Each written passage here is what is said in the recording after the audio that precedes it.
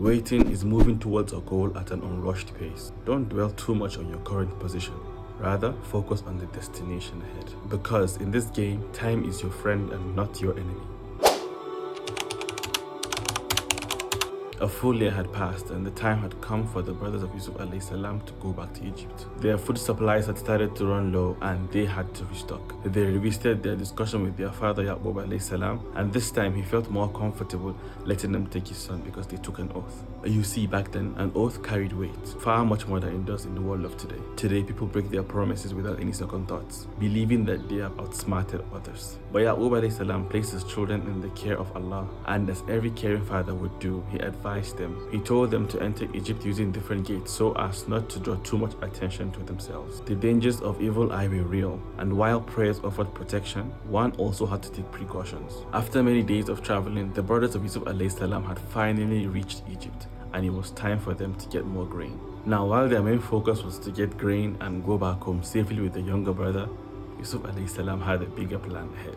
For an entire year, he had been preparing for this moment. He longed to reunite with his younger brother, but at the same time, he wanted his older brothers to recognize their past mistakes. This wasn't an act of revenge, it was simply a lesson for his brothers. He wanted for them to reflect and awaken to the truth behind their actions. Many in his position today would have gone for revenge. One word and their fate was decided. But Yusuf alayhi salam was not like that. He carried wisdom and compassion equally.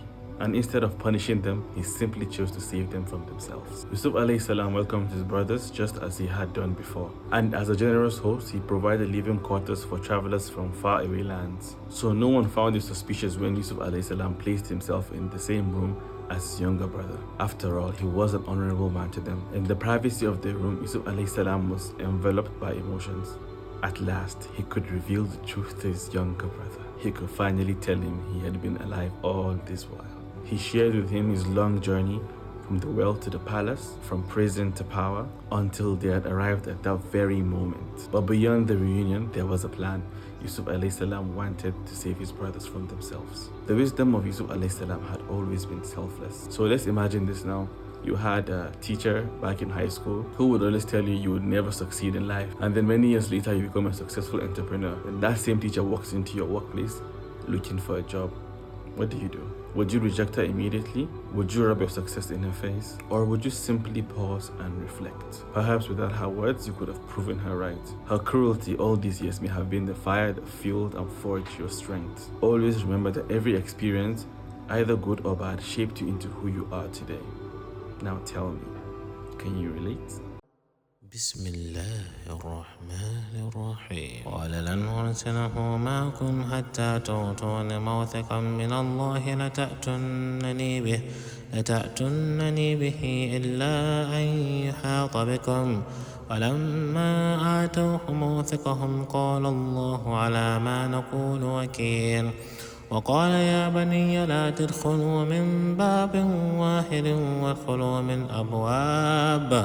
وادخلوا من أبواب متفرقة وما أغني عنكم من الله من شيء إن الحكم إلا لله عليه توكلت وعليه فليتوكل المتوكلون ولما دخلوا من حيث أمرهم أبوهم ما كان يغني عنهم من الله من شيء إلا حاجة في